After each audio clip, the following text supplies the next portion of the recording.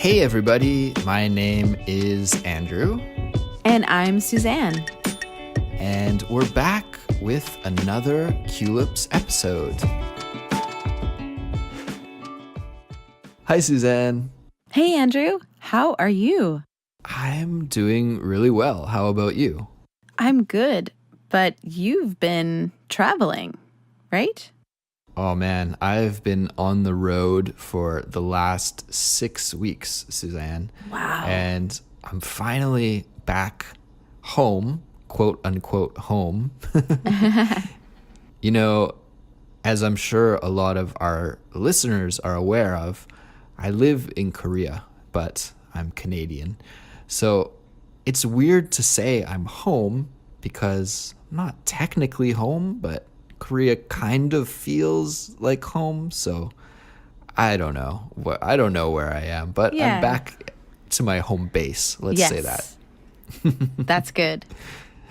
Yeah, and today I wanted to talk to you a little bit about my trip. Now, I had a lot of great experiences. I visited China, I visited Canada, I visited Japan, and I also traveled around Korea for a bit. And I won't have time to talk to you about everything today, but I did want to talk to you a little bit about my time in Beijing, China. Wow. So, what was the inspiration for the beginning of this journey? Actually, one of the most popular Culips episodes, or one that I get a lot of emails from listeners about, is my trip to Taipei, Taiwan, when I kind of had a travel nightmare experience. Oh. And so this is almost part 2. I really wanted to have a good time in China because my last time in China was a little strange. But, I had another weird time in China. Oh no. So tell us about it. All right. So actually, I wasn't planning. You asked me what was the impetus Yes. for this trip. I wasn't really planning to go spend a lot of time in China. Actually, as a Canadian, if I want to spend more than 72 hours in China, I need to buy a visa that costs around $200. Wow. And I wasn't super into doing that. So what happened was I found a very cheap flight from Seoul to Vancouver, Canada. I was going back to Canada to see my family. Mm-hmm. And it was cheap because there was a 27-hour layover in Beijing. That's quite a long layover. Yeah, most people would just ignore that flight, but I thought it was a perfect excuse to kind of stay the night in Beijing, and I could leave the airport and explore the city for the day, So I got really stoked when I was thinking about it, actually, like, oh my God, I can go see the Forbidden City and the Great Wall and wander around Beijing. Like, it sounded like a really great opportunity to get a little taste of China just for a day. Yeah. So, I was ready for my trip, It was a beautiful sunny day in Seoul. Got on my plane, no problems, everything's cool. And we're about to land in Beijing. It's not a long flight, like maybe an hour and a half or so. And we're going down, like you can feel the airplane going down. And then all of a sudden we're going up again. No and I way. can feel the engines revving, And I'm like, what's going on here?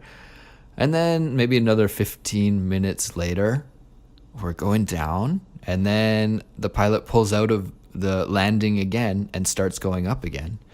I was like, uh-oh, something is fishy here.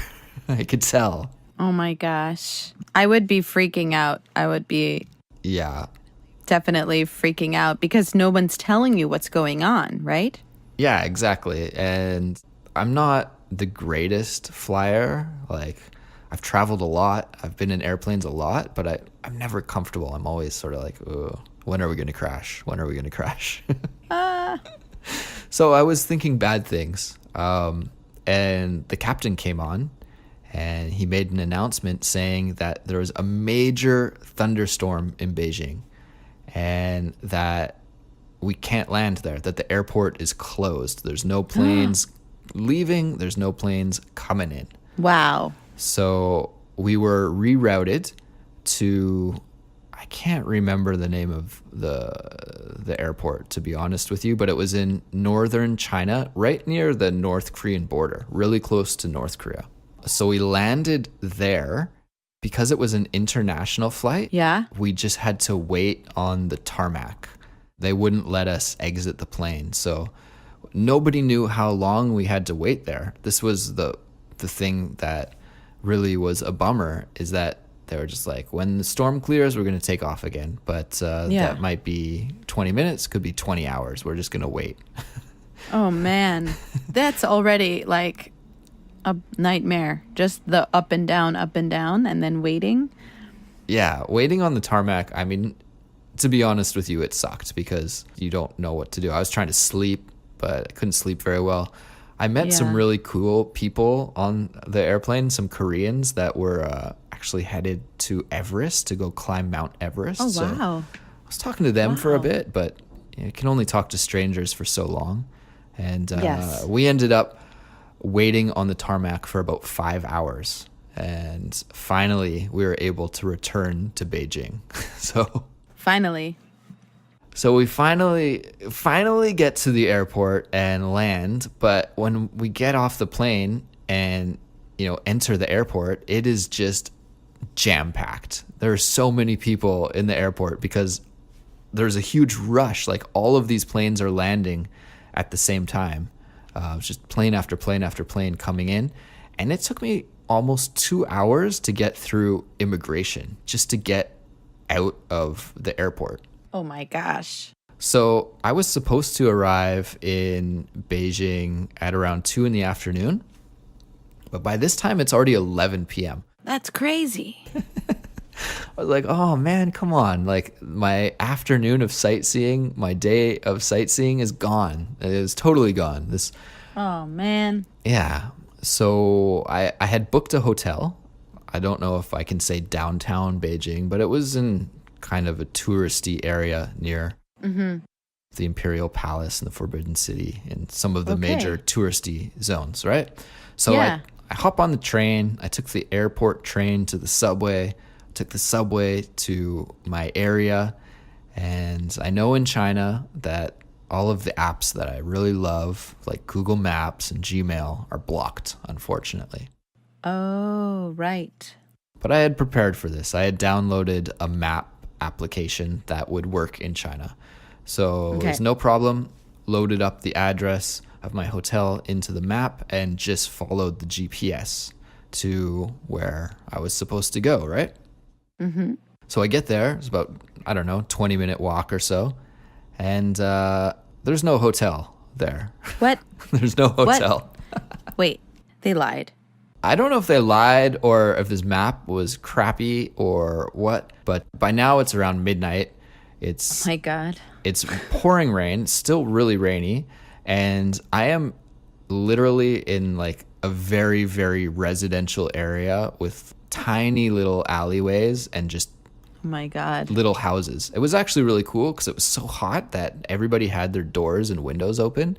So here I am pulling my suitcase through the puddles, this foreign white guy kind of peering in at people's, houses. It was cool. I got like a very inside view of China, I thought. Yeah. But I was completely lost. And I was like, you know what? I think I'm just going to have to retrace my steps and go back to the metro station, just hang out there until the train starts running again and just go back to the airport.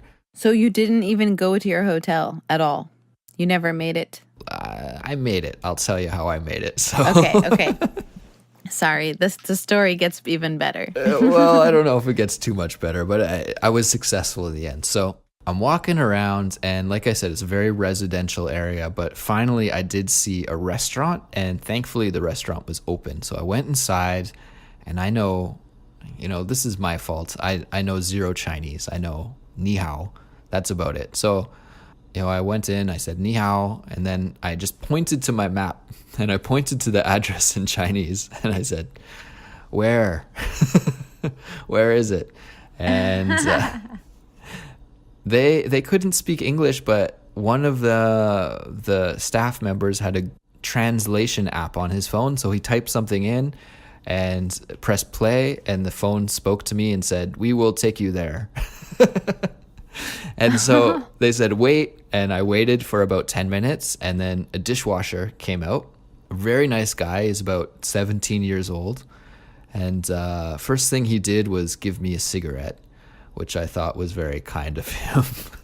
Very nice. Extremely strong Chinese cigarette. So nice. We had a strong Chinese cigarette, and then he guided me to my hotel. And all of the people at the restaurant were very kind, and I was extremely grateful that they showed me how to get to the hotel. So when I got there to the hotel, I checked in, I dropped my bags off, and then I didn't want to give up, you know, even though by now it was past 1 a.m. So there was really nothing to see. But I went out, I walked around for about an hour and saw Beijing at night.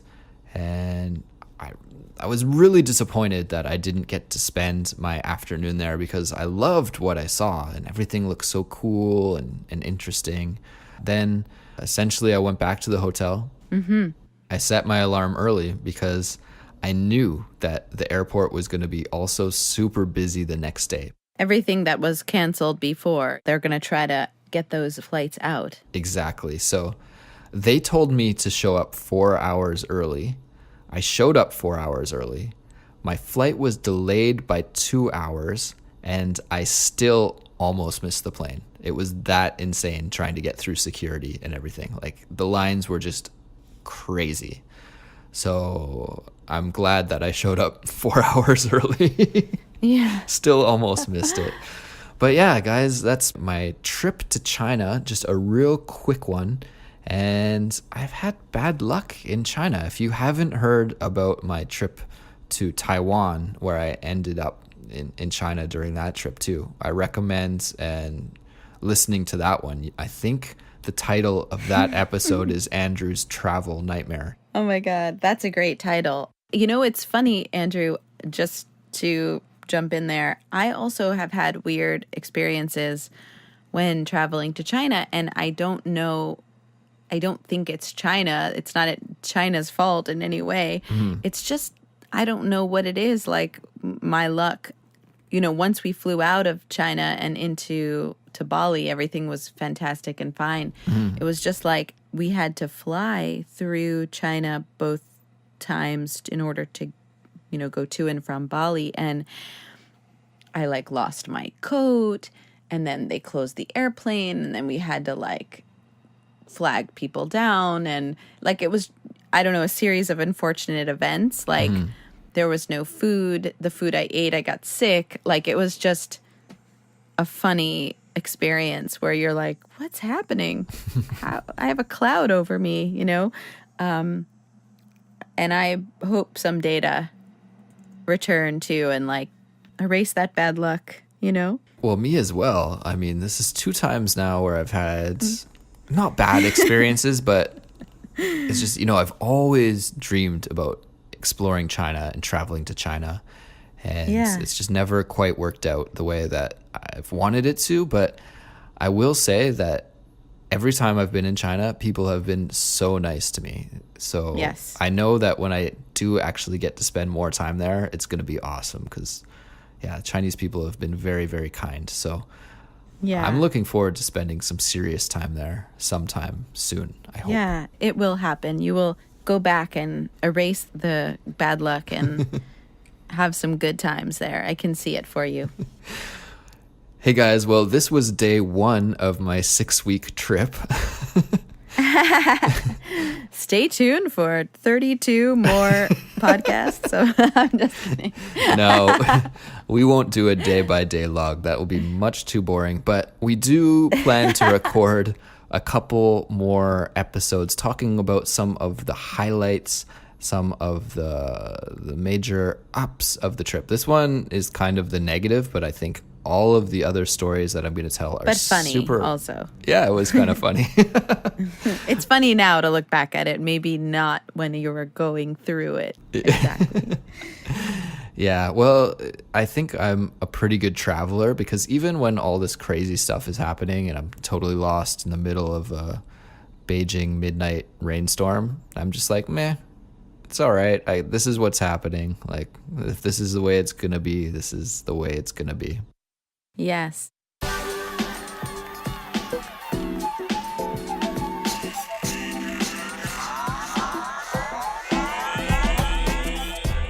So that, I guess, is it for today, guys. To get the most out of studying with Culips, you should sign up to become a Culips member.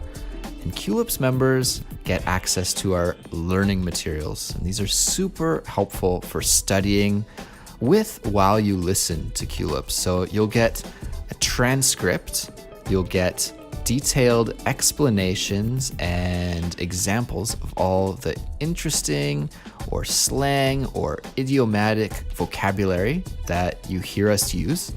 And you'll also get a comprehension quiz. You'll get this not just for this episode, but for all of our episodes. So if you are interested in becoming a Culips member, just visit our website, culips.com, for all the information you need to sign up.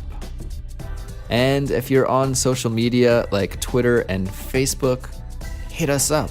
And you can always message us on Facebook or also email us directly at contact@culips.com. Stay tuned for a new episode that will be out shortly, and we will talk to you then.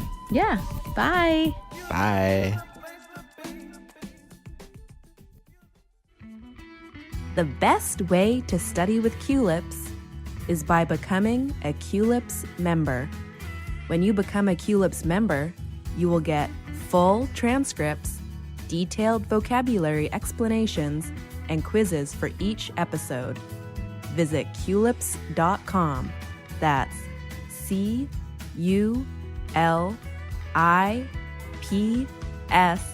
CULIPS.com to sign up and become a member.